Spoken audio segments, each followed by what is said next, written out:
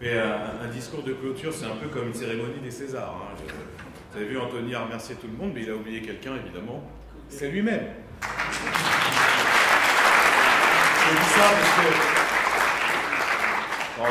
Anthony n'a pas que des qualités, il est catalan et chef d'entreprise. C'est-à-dire qu'il est parfois obtus, et parfois cassant et brutal, mais enfin, aujourd'hui, sans Élodie, sans Anthony et quelques autres, la baraque, elle ne serait pas tenue.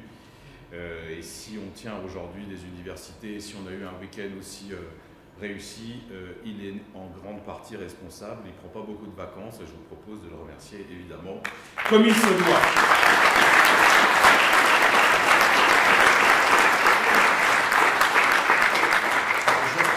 Je remercie bien sûr les intervenantes et les intervenants qui font que le discours de clôture est plus court parce qu'il y a plein de sujets qui ont été abordés avec beaucoup plus de talent que je ne pourrais le faire. Je voudrais quand même remercier nos hôtes, les camarades de Charente-Maritime qui nous accueillent. Il y avait le premier secrétaire du PS hier, Aurélie Arinti, Maxime Lonlas, mais surtout un sénateur brillantissime, promis à un grand avenir. Moi je le connais depuis quelques années, j'ai toujours été impressionné par son talent et sa profondeur et sa hauteur de vue, monsieur Mickaël Vallée au premier rang.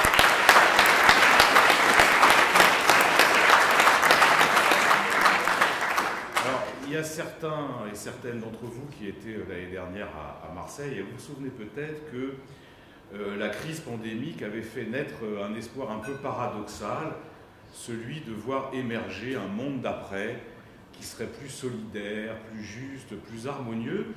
Et d'ailleurs, on était un petit peu immodeste puisqu'on disait finalement les faits nous donnent raison, le système court à sa perte, il y a besoin de démondialiser, il y a besoin d'un rôle accru de l'État dans l'économie. On a une trop grande dépendance, il faut revoir le libre-échange. La puissance publique doit réinvestir.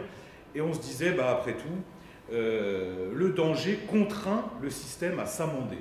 Et d'ailleurs, c'était au même moment où il y avait le fameux « quoi qu'il en coûte ». Alors, on n'avait pas d'illusion, évidemment, sur les macronistes. C'est toujours la même logique chez les libéraux, c'est la socialisation des pertes en attendant la privatisation des profits. Mais quand même, nous étions assez optimistes en disant finalement tout ça, c'est des points d'appui pour changer le chaos du monde et pour changer le cours de la construction européenne. Un an après, force est de constater que nous n'avons pas été totalement entendus. Et pourquoi? Parce qu'il y a une logique d'accélération des crises qui caractérise toujours les périodes transitoires. Et comme ça a été bien dit, d'abord le Covid n'a pas disparu avec son cortège de pénuries, de faillites. Il y a aussi une accélération de la perception, en tout cas, du dérèglement climatique, comme ça a été le cas cet été. Enfin, voilà, là, je crois que vraiment, les Français, les Européens, ont pu voir de façon concrète, tangible, ce que ça voulait dire le dérèglement climatique, c'est-à-dire des incendies, c'est-à-dire des inondations, des effondrements de terrain. Et il y a quand même cette prise de conscience qui progresse. Mais surtout, alors ça vient d'être fait pendant 2 heures, je ne vais pas y revenir très longtemps, mais il y a aussi de très fortes tensions internationales, des tensions de haute intensité. On a parlé de la guerre en Ukraine, et c'est bien normal, avec ce que disait très justement Sophie Camard, c'est-à-dire tout d'un coup des gens qui se remettent à parler de quelque chose qui avait quand même un peu disparu de l'imaginaire collectif, c'est-à-dire la menace nucléaire. Mais si on regarde rien que l'Europe, on a des terrains de conflit un peu partout, notamment aux confins de l'Empire soviétique, hein, Azerbaïdjan, Arménie, Kyrgyzstan, Tadjikistan, même en Europe, entre la République serbe du Kosovo et l'Albanie. Enfin là, il y a quand même un terrain qui est profondément anxiogène. Et le scénario de l'embrasement, il n'est pas forcément le plus plausible, mais il n'est pas exclu. Et la responsabilité du pouvoir politique, quand il y a une phase de crise aussi anxiogène, c'est être à la hauteur. C'est-à-dire savoir protéger, savoir rassurer, savoir proposer une sortie de crise par le haut. Et précisément, le drame du moment, en Europe, parce que Mme von der Leyen a été citée tout à l'heure par un camarade, mais aussi en France, c'est l'incapacité du pouvoir à répondre à cette anxiété des Françaises et des Européens. Et franchement, quand on voit les tergiversations, les gesticulations d'Emmanuel Macron, on se dit que cette politique du chien crevé au fil de l'eau n'est pas digne de notre pays et n'est pas digne des Français. Enfin, franchement, quand on voit la gravité de la situation, que le chef de l'État en soit arrivé à proposer deux pistes seulement pour sortir de la crise, une qui est de fonder une sorte de CNR Canada Dry, auquel personne ne participe en réalité et duquel il ne sort rien, quand on sait que c'est sa première proposition, que sa deuxième proposition c'est de dire, dans le contexte qu'on connaît, la solution, la perspective politique, c'est la réforme des retraites.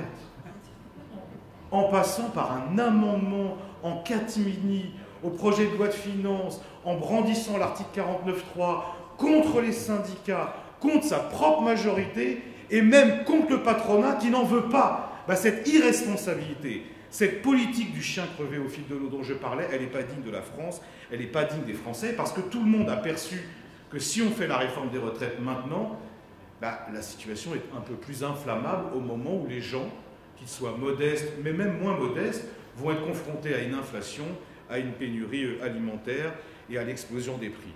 Et c'est le même gouvernement qui s'apprête à faire la réforme des retraites et qui en même temps continue à nier l'existence de surprofits et la nécessité de les taxer. Franchement, quand on voit que Bruno Le Maire est aujourd'hui le seul dirigeant européen à expliquer qu'il ne sait pas ce que c'est qu'un surprofit, alors que même la Commission européenne, non mais rendez-vous compte, même la Commission européenne a fait un grand discours devant nous, les parlementaires européens, pour nous expliquer qu'il y avait en effet un problème et qu'il fallait réfléchir à un dispositif. On marche sur la tête. Et ce gouvernement, il n'est pas digne des Français. Alors, on a quand même une chance, c'est qu'il est en majorité relative. Il recherche un nouveau souffle improbable, mais il est en majorité relative et donc il est faible. Et l'enjeu pour la gauche, évidemment, c'est de s'engouffrer dans la brèche, de prendre langue avec les mouvements sociaux, de proposer une sortie de crise, des alternatives. Et ça, c'est possible, pourvu évidemment que la gauche ne se perde pas dans des débats secondaires, anecdotiques, voire glauques, comme c'est parfois le cas. Moi, je pense que le pouvoir n'est pas à la hauteur de la situation, mais la gauche, elle doit l'être. Et pour ça, va falloir quand même, on va dire, sortir par le haut. Sortir par le haut, c'est fixer un certain nombre d'objectifs et de campagnes. Et la première campagne, c'est une campagne sur la redistribution. Il y a un vieux maître à moi, certains dans cette salle le connaissaient, certains Jean Popren, je le cite toujours dans mes discours, même si de moins en moins de gens s'en souviennent, qui disait, de façon un peu provocatrice, mais à mon avis assez juste, le socialisme, c'est d'abord le salaire. C'est-à-dire quand on est de gauche, quand on se reconnaît dans l'héritage de la République sociale, on se bat avant tout pour la redistribution entre le capital et le travail, et pour ça, il y a un moyen très simple, ça s'appelle les salaires. Or, aujourd'hui, quand on voit la part, et Lim Wong-Nok le fait très brillamment à chaque fois, c'était le cas déjà hier, la part des salaires dans la valeur ajoutée, elle continue à baisser, y compris dans ce contexte de crise. C'est-à-dire que ni le salaire moyen, ni le salaire médian ne bougent. Et même ils bougent vers le bas, car les hausses nominales sont inférieures à l'indice des prix. Franchement, là, il y a une campagne à mener. Augmentation du SMIC, augmentation du point d'indice pour les fonctionnaires. Enfin, merde, dans ce pays, quand on voit le dévouement, l'abnégation des fonctionnaires de l'éducation, de la santé, de la fonction publique territoriale, et on l'a vu pendant le Covid, et quand on voit les salaires incroyables qu'on leur propose, moi je regardais, quelqu'un m'a gentiment montré la fiche de poste pour les AESH dans les établissements scolaires. Vous voyez le rôle important des AESH. Mais c'est même pas le SMIC, c'est des salaires de misère. S'il n'y a pas une mobilisation générale pour les salaires dans ce pays, alors on ne tient pas notre rôle, et c'est ce qu'on doit faire maintenant. Et c'est une question qui est d'autant plus importante qu'on l'a vu pendant le Covid, l'utilité sociale n'est pas récompensée. C'est-à-dire que tous les métiers du soin, les métiers du lien, les logisticiens, les caissières, les livreurs, les éboueurs, les aides-soignants, les assistantes sociales, les instituteurs, tous ces métiers qui étaient en première ligne au moment du Covid, ils sont mal payés, ils sont mal considérés. Et finalement, le mouvement social des Gilets jaunes, c'était ça aussi. C'est-à-dire le travail digne, mal payé, mal rémunéré, qui demande son dû et qui demande légitimement son dû. Franchement, il y a une campagne à mener. il y a une campagne à mener, pourvu qu'on soit clair sur un point. Je suis obligé de parler de cette polémique un peu bizarre qui veut que, en tout cas sur certains bancs de la gauche, on nous explique que désormais le travail c'est de droite. Et une sorte de passion pour cette société du post-travail auquel nos concitoyens n'aspirent pas, mais c'est très hype en ce moment d'en parler, avec en plus une relecture assez paresseuse, j'allais dire, du bouquin de Lafargue.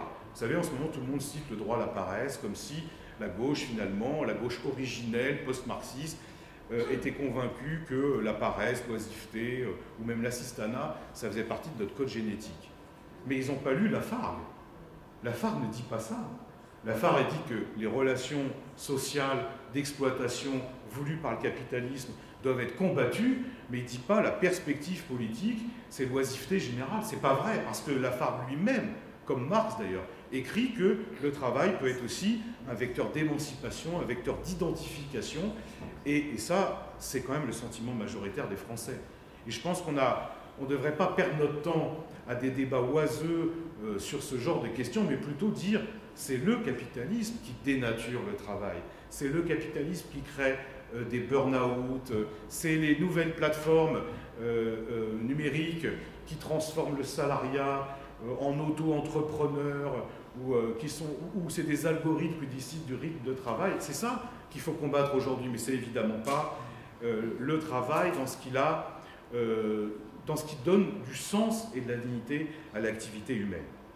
Donc ça, c'est à mon avis la première piste pour la gauche française, c'est une vraie campagne sur la redistribution et avant tout sur les salaires. Moi franchement, je pense que c'est très important. Il y a une autre campagne, Arnaud en a beaucoup parlé hier, je vais y revenir très brièvement, mais c'est une campagne sur la production. La gauche ne parle pas forcément suffisamment de production. Produire, c'est pas sale, produire, c'est important. Et il y a des pans entiers de l'industrie française qui ont été dévastés, et il faut redresser le pays sur ces questions.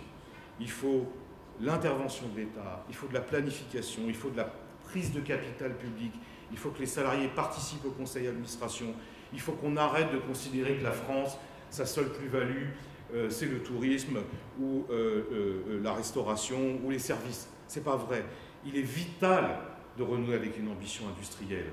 Et finalement, le principal écueil, c'est celui de la résignation. Je ne sais pas si vous vous souvenez, il y a un film de Costa Gavras qui s'appelait Adults in the Room, qui s'inspirait du drame grec, au moment où l'Union européenne a tout fait pour saigner la Grèce. Et à un moment, on prête une phrase à Michel Sapin, mais qui à mon avis est véridique. Il disait « La France n'est plus ce qu'elle était, elle n'a plus les moyens de ses ambitions ». Moi, je pense qu'en fait, elle manque plus d'ambition que de moyens. Elle manque plus d'ambition que de moyens. Parce que le patriotisme économique, il fait clairement défaut dans les élites. Et moi, je crois, et nous croyons, et c'est le message qu'on portera inlassablement dans chaque débat, dans chaque discussion, dans chaque mobilisation, nous croyons au formidable potentiel de la France, aux atouts, à la force du peuple français, à son intelligence, à la main-d'œuvre bien formée, aux ingénieurs de qualité. On a tous ces atouts, mais pour ça, il faut des dirigeants qui soient prêts à les mettre en œuvre. Et Arnaud avait raison, mais je ne vais pas y revenir parce qu'il l'a dit bien mieux que moi et de façon assez enthousiaste. Un programme Made in France ambitieux, c'est possible. C'est possible de se donner comme objectif la création de 500 000 emplois industriels, de 500 nouvelles usines. C'est possible de se donner un vrai objectif en termes de politique des filières. Et pour ça, on peut utiliser plein de choses. Il y a le levier de la commande publique, on ne le fait pas assez évidemment. Il y a les mesures de protection de l'intérêt national. Le décret Montebourg, parlons-en, qui vise à protéger les sites stratégiques des investissements étrangers. Il n'est pas suffisamment utilisé. Marie-Noëlle Lienemann, sénatrice, signalait à juste titre que l'entreprise Excelia, qui est vraiment l'excellence électronique française, vient d'être bradée aux Américains. Au moment où on traverse une crise incroyable, on manque de composants électroniques, on manque de savoir-faire technique. Et aujourd'hui, on a des capitalistes qui se débarrassent d'un outil industriel de grande valeur avec des salariés extrêmement bien formés. Ça, c'est un scandale. Et ça mérite une campagne. Oui, bien sûr, le Made in France, la relocalisation des activités industrielles, une ambition économique pour la France, c'est possible, et c'est possible maintenant. Alors, bien sûr, il faut pas... Alors, on sera sûrement condamné par l'Union européenne, la Commission, qui n'aiment pas ce genre de stratégie qualifiée de nationale. Mais franchement, quand on voit le bilan récent de Ursula von der Leyen, qui, dans un discours passé inaperçu la semaine dernière, disait qu'il serait bien d'en revenir aux règles de Maastricht. Vous imaginez quand même, hein, en pleine crise énergétique, alimentaire, économique, c'est le message de Madame von der Leyen, qui en plus nous explique que le doux commerce, vous en avez parlé pendant la table précédente, restait l'horizon indépassable de l'Europe, c'est-à-dire qu'on a, nous, parlementaires européens, quasiment chaque mois, on nous annonce un nouvel accord de libre-échange. Donc là, le nec plus ultra de la modernité politique, en pleine crise, où tout le monde se dit qu'il faut relocaliser, c'est un accord de libre-échange avec la Nouvelle-Zélande, où nous allons importer quoi? Du lait et des ovins, d'un pays qui vient de 20 000 km. Comme s'il n'y avait pas d'éleveurs en France. Mais on marche sur la tête. Et là, ça continue. Il y a l'accord d'investissement avec la Chine, l'accord prévu avec l'Indonésie, le Mexique. C'est le retour au business as usual. La crise Covid, finalement, n'a pas eu l'effet escompté. Il y a eu une prise de conscience rapide et puis le retour aux bonnes vieilles habitudes. De même, les bonnes vieilles habitudes de la Banque centrale qui ne trouve rien de mieux aujourd'hui que de relever les taux, c'est-à-dire resserrer le crédit. Ça va resserrer l'activité au moment où on a besoin, évidemment, de relancer la machine. Mais là où vraiment la situation me paraît emblématique de l'inefficacité des préconisations néolibérales et de la nullité quand même d'une certaine élite dirigeante, c'est le domaine de l'énergie. Je veux en parler de deux mots parce que là, franchement, je pense qu'on a aussi une campagne à mener, campagne d'explication, campagne de dénonciation. Quand on voit que la France, elle disposait d'une électricité qui était peu chère, grâce au nucléaire, grâce à son opérateur historique, et quand on voit tous les efforts qui ont été faits pour saboter EDF, affaiblir la France, là, franchement, il y a de quoi être en colère. D'abord, il y a l'ouverture à la concurrence qui a été voulue par la Commission européenne, et moi, je ne voudrais pas qu'on accuse à chaque fois l'Europe et qu'on discute finalement les gouvernements français successifs qui ont tout accepté, qui ont tout avalé et qui parfois même ont tout encouragé. Parce que là, quand on a dit au nom de la libre concurrence qu'il fallait subventionner le privé dans les énergies renouvelables, les dirigeants français n'ont rien fait. Quand au nom de la concurrence, on a expliqué à EDF qu'elle devait vendre une partie de sa production à ses concurrents privés, qui eux ne fabriquent pas d'électricité, qu'il fallait le vendre au prix coûtant, et que finalement ils le vendent encore moins cher que le prix coûtant, les dirigeants français, ils n'ont rien fait pour s'y opposer. Quand, au nom de la concurrence, on a dit à EDF, bon, alors, vous allez vous donner l'électricité pas chère à vos fournisseurs privés, et en plus, on va vous demander de démanteler certaines centrales. Et le PDG d'EDF, là, l'ancien, il y a 2 semaines, il a pété un plomb, littéralement, au moment du discours du MEDEF, il dit, écoutez, moi, je ne sais pas quoi faire. Pendant 15 ans, on me dit, il faut démanteler les centrales, il faut former des gens à démanteler des centrales, et maintenant, on me dit, il faut remettre des centrales en route, il faut avoir des salariés qui savent remettre des tuyaux parce qu'il y a de la corrosion et tout ça. Il dit, moi, je ne sais pas faire. Mais on comprend qu'ils ne sachent pas faire. Et oui, Macron a été lamentable par rapport au PDG d'EDF, quand il a dit, c'est pas bien, une entreprise publique doit respecter les directives gouvernementales. Ben non, ça fait 15 ans qu'ils expliquent à EDF, ils font tout pour les saboter. C'est normal qu'à un moment, les gens ne comprennent pas. Mais alors là où on touche au génie, et ça, je pense qu'il faut vraiment bien l'expliquer dans la population, c'est le marché européen de l'électricité. Et là, alors là, je peux vous dire, l'intérêt général européen, généralement, ça se réduit à l'intérêt général allemand. Quel était le problème des Allemands? Eux, ils ne fabriquent pas d'électricité, ils sont dépendants du gaz, et ils ne voulaient certainement pas qu'il y ait une concurrence déloyale des Français. Donc qu'est-ce qu'on a fait? Parce que c'est quand même, faut le savoir, hein, on a indexé le prix de l'électricité sur celui du gaz. C'était vraiment un coup de génie, quoi. Et c'était une catastrophe pour la France. Aujourd'hui, c'est une catastrophe en Europe, évidemment, parce qu'il y a un renchérissement du prix du gaz. Et il voudrait, Mme von der Leyen, elle vient vers nous en disant peut-être qu'il faudrait réformer à la marge le marché européen de l'électricité. Mais moi, je vous le dis tout net. Hein. Je vous le dis tout net, ça c'est une expression de Lindemann, j'aime bien. Je vous le dis tout net. Nous, la France, on doit dire, bah, c'est simple, hein. Votre marché, on n'en veut pas. Et on sort.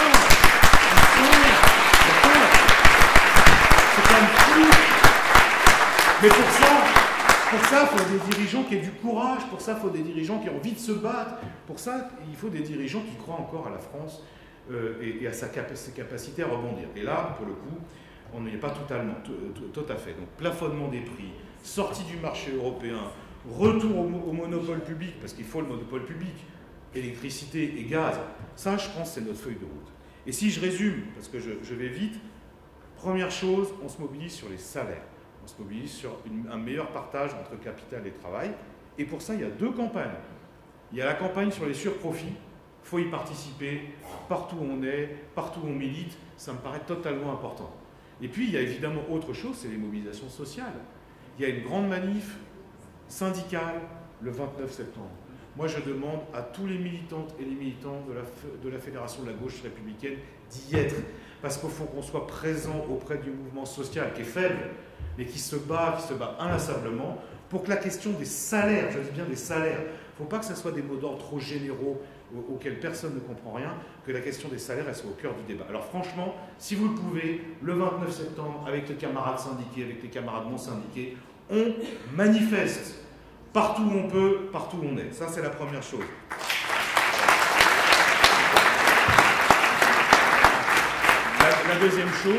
La deuxième chose, c'est qu'on explique, Arnaud l'a fait très bien, mais j'y reviens, qu'une écologie populaire de gouvernement, ça passe par un certain nombre de choses.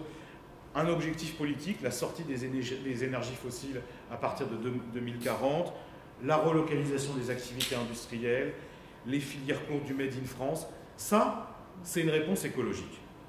Alors pourquoi je dis c'est une réponse écologique? Parce que moi, je ne veux pas qu'on rentre dans ce débat qui me gêne toujours, qui est de dire, vous êtes les héritiers de la première gauche, en gros, pour faire simple, c'est-à-dire vous êtes attachés au productivisme le plus débridé et vous ne prenez pas en compte la réalité du dérèglement climatique. Moi, je veux vous dire qu'il faut s'inscrire en faux par rapport à ça. Nous, on est des héritiers d'une tradition qu'on pourrait appeler éco-socialiste, c'est-à-dire qu'on fait le lien très clairement entre les luttes sociales et les luttes environnementales.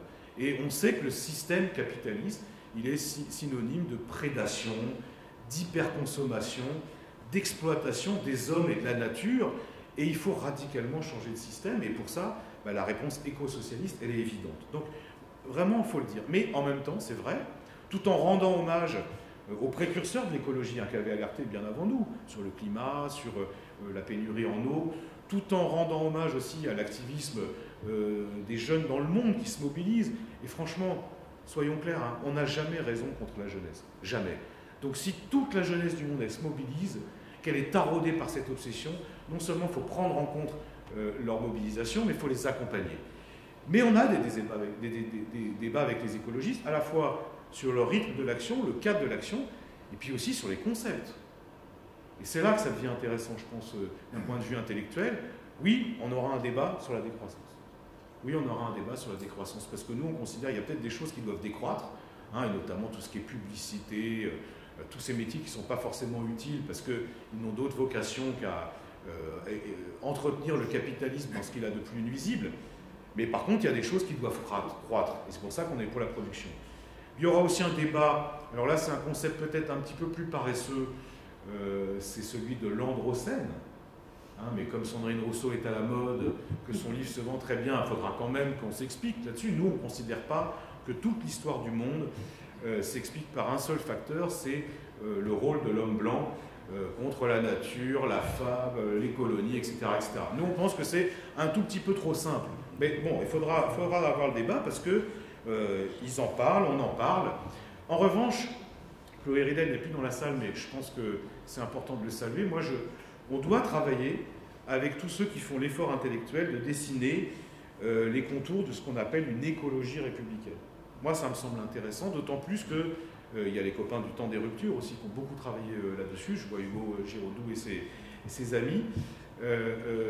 Inès, qui est là aussi dans la salle et qui a travaillé. Ça me paraît intéressant parce que ça permet, le concept d'écologie républicaine, ça permet de répondre à la fois à la question du chaos dans le monde et des réponses, on va dire, globales, mais aussi à quelque chose de plus national qui est d'enrayer le déclin français. Je dis à dessein enrayer le déclin français parce que je pense que, alors certains diront le déclassement, mais je pense que c'est quelque chose qui est désormais palpable dans la population. Les gens ont l'impression quand même d'un lent étiolement des services publics dans le pays, mais pas seulement. Il y a un commerce extérieur qui est structurellement déficitaire, il y a l'influence de la France qui baisse. Michael est investi sur les questions de francophonie mais aussi les instituts culturels et tout ça, on voit bien qu'il y a quelque chose qui déconne. Les Français, ils le ressentent. Et c'est pour ça que pour nous, franchement, l'objectif, c'est le redressement du pays. L'objectif, c'est le redressement du pays parce que on aime la France, on est malheureux de la voir s'affaiblir, mais on sait aussi, parce qu'on est instruit par l'expérience, que le malheur d'un peuple qui voit son pays s'affaiblir, ça peut parfois se conclure par des expérimentations politiques hasardeuses. Regardez ce qui se passe en Suède. Regardez ce qui se passera peut-être, hélas, en Italie ce week-end. À un moment, quand les gens ont le sentiment que leurs dirigeants ne s'occupent pas du pays, quand ils ont l'impression que tout fout le camp, comme dirait la table ronde d'hier, il y a la tentation d'aller vers l'extrême droite et les solutions radicales de la droite. Et ça, pour le coup, il n'y a que la gauche qui peut freiner l'ascension de l'extrême droite. Mais pour ça, il y a un certain nombre de conditions. Et c'est là-dessus que je voudrais revenir avant de conclure. La gauche, elle peut freiner cette ascension et en même temps, elle a quand même un plafond de verre. Et ce plafond de verre, il est apparu au moment des élections présidentielles et législatives. C'est-à-dire, bien sûr, il y a eu une stratégie unitaire, celle de la NUPES, qui a porté ses fruits en termes de nombre de députés, ça c'est incontestable, mais en termes de voix, la gauche n'a pas progressé. La gauche n'a pas progressé, et même dans bien des départements, il y a un rétrécissement qui est largement préoccupant. Pourquoi je dis ça? C'est parce que je pense que le rétrécissement sociologique de l'électorat de gauche, c'est un des principaux problèmes politiques auxquels nous sommes confrontés. Et sur ce point, nous donnons raison à des gens comme François Ruffin, comme Fabien Roussel, et comme d'autres qui disent, si on ne se fixe pas comme objectif d'arracher à l'abstention au FN une partie des catégories ouvrières qui ne vivent pas dans les métropoles, qui ne vivent pas dans les centres urbains, mais qui sont confrontés aux mêmes conditions sociales que les gens qui sont vulnérables dans les métropoles, alors on n'y arrivera pas. Et le risque est grand, la démonstration de Montebourg hier était assez éclairante, le risque est grand qu'en 2027, Mme Le Pen ne fasse pas 13 millions de voix, mais 15 millions. Et 15 millions de voix, c'est presque la présidentielle gagnée. Donc là, il y a quand même un enjeu politique très important. Ça veut dire quoi? Ça veut dire qu'on ne néglige aucune aspiration des classes populaires. On ne fait pas le tri. Donc oui, bien sûr, il y a les questions de pouvoir d'achat. Oui, bien sûr, il y a la question de délitement des services publics. Oui, bien sûr, il y a l'urgence climatique. Mais il y a aussi l'insécurité sociale et physique. Il y a aussi les atteintes répétées à la laïcité. Il y a aussi la disparition du monde rural. Et la gauche n'est pas condamnée à être le gros tiers dans la tripartition avec le centre droit et l'extrême droite, mais si elle veut redevenir majoritaire, elle doit prendre toutes ses revendications au sérieux. Ça passe par un subtil équilibre entre des mesures d'ordre et des mesures de justice. Et ça passe aussi par un équilibre entre la radicalité, parce que oui, il y a une inspiration radicale, notamment sur les questions économiques, mais il y a aussi de la crédibilité élémentaire qui parfois fait défaut à la gauche française aujourd'hui. On n'est pas dans une démarche de différenciation systématique par rapport aux partis qui constituent la NUPES. Je le dis parce que je ne voudrais pas qu'on apparaisse, la Fédération de la gauche républicaine, uniquement comme, vous savez, le regroupement des mécontents ou des antis. On laisse ça à d'autres, et notamment ceux qui pensent, qui se réunissent aujourd'hui, qui pensent que l'avenir est au ripollinage d'une social-démocratie à la française qui n'a jamais existé, et qui pensent qu'on va redresser la gauche avec ceux qui étaient au pouvoir de 2012 à 2017, et qui ont conduit quand même. En 2012, la gauche avait le Sénat, l'Assemblée, les régions, les grandes villes, la majorité des départements, qui l'ont conduit là où on sait, c'est-à-dire à 6% dans un premier temps, à 1,7% dans l'autre. Donc nous ne sommes pas, je le dis, pour ceux qui seraient tentés, nous ne sommes pas des partisans du retour au hollandisme révolutionnaire.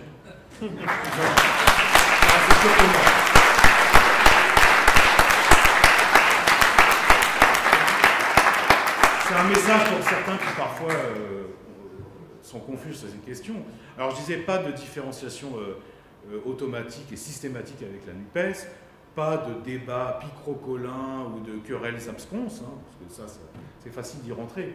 Mais par contre, faut assumer notre différence sur un certain nombre de choses. Pas seulement d'ailleurs sur les questions économiques et sociales. D'ailleurs, moi je ne crois plus tellement à cette différenciation un peu factice qu'on fait entre le social et le sociétal. Puisque tout est politique, on peut discuter de tout. Et là, quand on discute de tout, forcément, il y a des divergences, il y a des différences, et moi je vous propose que nous les assumions ensemble. Le rapport à la nation. Pour nous, la nation, c'est le cadre premier de l'exercice de la souveraineté. On accorde de l'importance à la France, au rayonnement de la France, à la francophonie. Et ça, on l'assume. On l'assume crânement. Et on est prêt à aller au débat avec ceux qui ne sont pas d'accord. De la même façon, moi je me rappelle d'un débat assez réjouissant sur la frontière. Vous savez, une fois dans le monde, j'ai eu je ne sais pas pourquoi j'ai fait ça, j'ai cité le bouquin de Régis Debray, Éloge de la frontière, en disant que nous devions nous en inspirer. Et un parti frère, que je ne citerai pas, bien connu de Margot, avait fait un commentaire en disant « Borrell est l'allié objectif de Salvini ». Moi, je pense que les Françaises et les Français, ils sont attachés à la question des frontières. Ils sont attachés parce que ceux qui ne veulent ni des États, ni des règles, ni des frontières, ce n'est pas les peuples, hein. C'est les multinationales, c'est le capitalisme transnational financier qui ne rêve que de ça. Et nous, on considère que c'est quelque chose d'important, la frontière. Et j'irais même plus loin, au risque d'être un peu impopulaire auprès de certains d'autres partis de gauche, mais franchement, c'est à nous de soulever la contradiction entre ceux qui disent on revendique un contrôle sur les flux de marchandises, on revendique un contrôle sur le flux de capital, mais par contre, pour ce qui est des hommes, là, on revendique rien. Non, les gens, ils ne peuvent pas comprendre ça. Donc cette cohérence, cet attachement aux règles, aux frontières, aux nations, aux États, nous devons l'assumer crânement dans notre débat, qui aura forcément à gauche. De la même façon, et ça ne vous étonnera pas, on n'oppose pas l'ordre et la justice. Il n'y a pas d'ordre sans justice, ça c'est sûr. Mais il n'y a pas de justice sans les règles, il n'y a pas de justice sans la sécurité. Et qui dit sécurité dit force républicaine de sécurité. Et nous, on ne se lancera pas dans des propos généralisés, on dit la police tue. Non. Parfois des policiers dérapent, parfois des policiers tuent. Mais la police républicaine ne tue pas. La police républicaine, elle remplit une mission de service public dans des conditions hyper dégradées.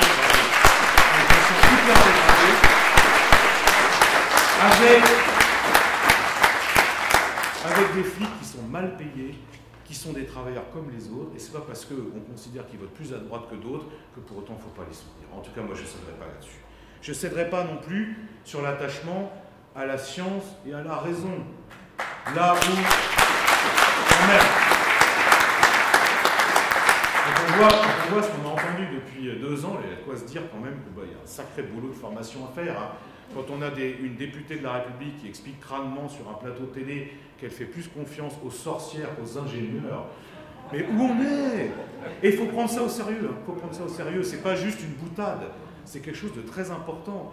Plus on dégrade la confiance dans la science, plus on dégrade la confiance dans nos ingénieurs, dans nos chercheurs, dans nos scientifiques, plus la nation, elle continue à se déliter. Alors nous resterons la fédération qui défend la science, la raison, les ingénieurs, le progrès technique, le progrès social, qui fait qu'aujourd'hui la France est une grande nation et envisage et ambitionne de le rester. Et puis il y a un dernier point, je vais très vite, hein, il y a un dernier point sur lequel nous on ne cédera pas, c'est le refus du différentialisme.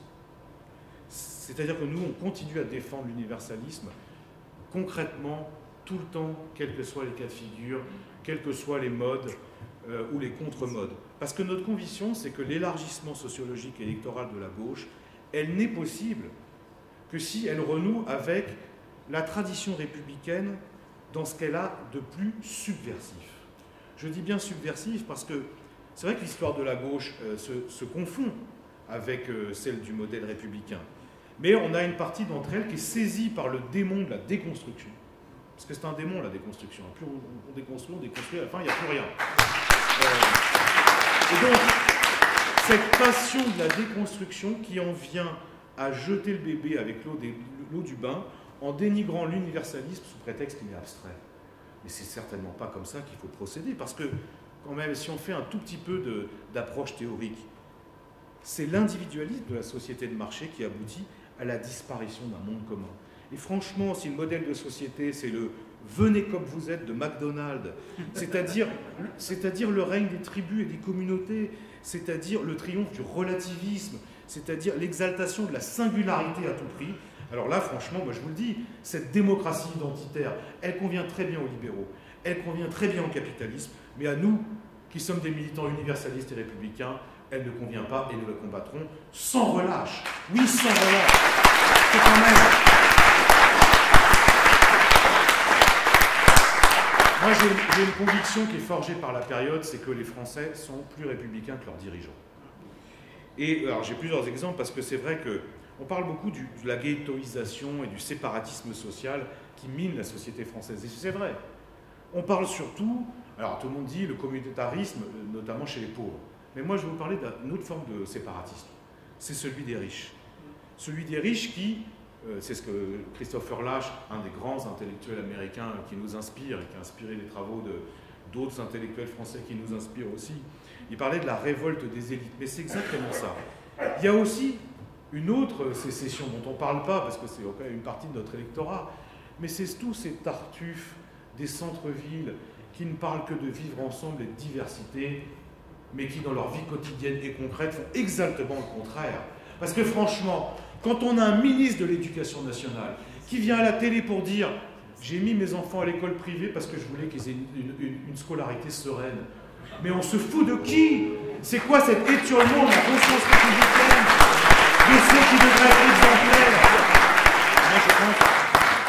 Franchement, j'ai jamais été autant en colère que ce moment-là où j'ai vu le ministre de l'Éducation nationale faire l'apologie de l'école privée. Non mais franchement, à une autre époque, on aurait demandé sa démission. Alors on ne l'a pas fait, mais on peut le faire maintenant, vu les conneries qu'il fait, de toute façon. Il peut laisser la place à quelqu'un d'autre. Alors voilà, moi je pense que c'est très important, ce refus des différentialismes, c'est très important cet attachement à la République, d'autant plus que quand on voit le grand mouvement social des dernières années, c'est-à-dire pour moi c'est le gilet jaune, hein, quand on voit les gilets jaunes, eux, ils s'inscrivaient complètement dans l'histoire du pays.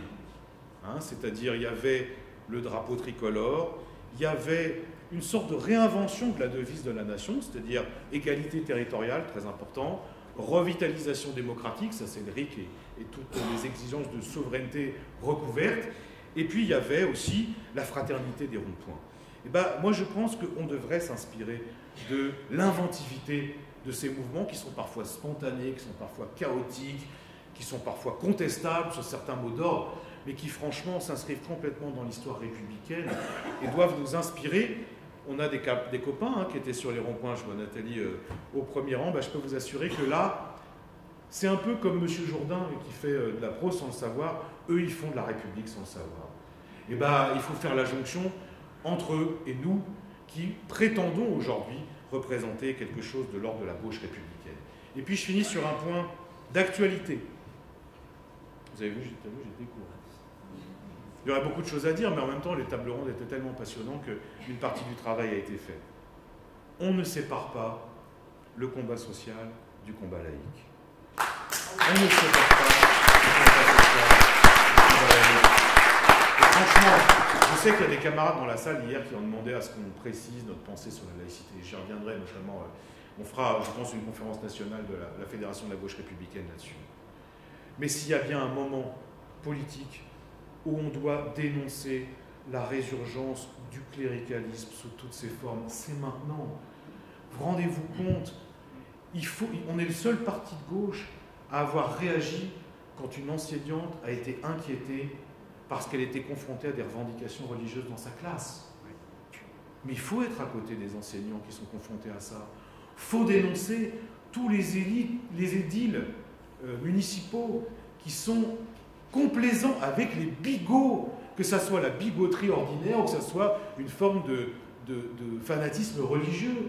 Il faut être aux côtés de tous ceux qui se battent pour vivre libre, qui revendiquent la liberté de conscience, qui condamnent le fanatisme culturel, le fanatisme religieux, qui aboutit au pire à ce qui s'est passé avec Samuel Paty, mais récemment aussi à ce qui s'est passé pour Salman Rushdie. Salman Rushdie, il ne faut pas l'abandonner, il faut qu'on le soutienne, il faut qu'on organise des mobilisations. Moi, je trouve ça hallucinant qu'il n'y ait pas de grandes manifestations laïques au moment où les cléricalismes de tout poil refont surface.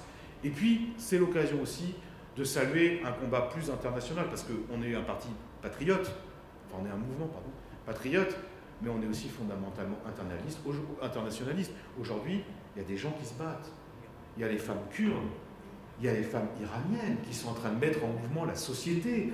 Mais ça, normalement, ça justifierait que tous les partis progressistes défilent, que tous les partis progressistes envoient des gens, que envoient des messages. Et bien pour nous, la Fédération de la gauche républicaine, la mobilisation du peuple iranien pour se débarrasser d'une théocratie néfaste, ça sera notre combat, ça sera notre fil rouge.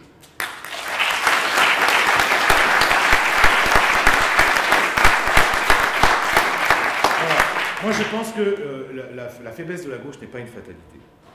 Il faut renouer avec l'esprit de conquête républicaine, il faut renouer avec le volontarisme politique, il faut renouer avec le respect de la souveraineté populaire. C'est possible d'élargir encore une fois le spectre de la gauche. C'est possible de mobiliser les gens sur des causes concrètes. Alors, pour ça, il faut assumer le débat. C'est pour ça que, pour moi, la feuille de route de la gauche républicaine dans les mois qui viennent, c'est la suivante. C'est d'abord, on assume notre singularité idéologique. Il n'y a pas de débat tabou. Même si parfois, on prend le risque de se faire traiter d'extrême droite. De toute façon, maintenant, dès qu'on est un tout petit peu dissident, on est d'extrême droite. Ou on prend le risque d'une excommunication par voie de réseau social.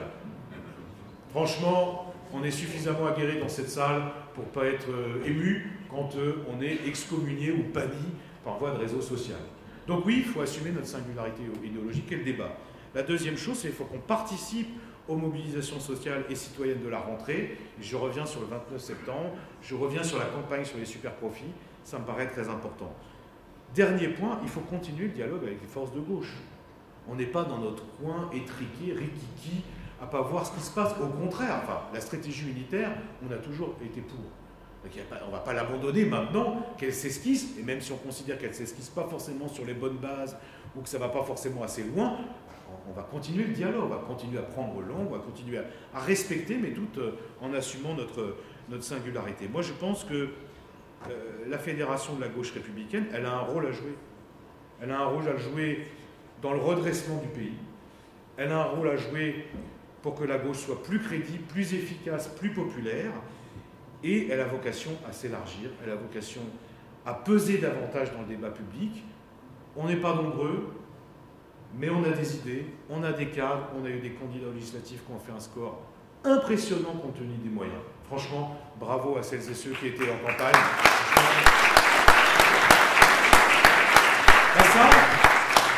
Ça c'est des atouts.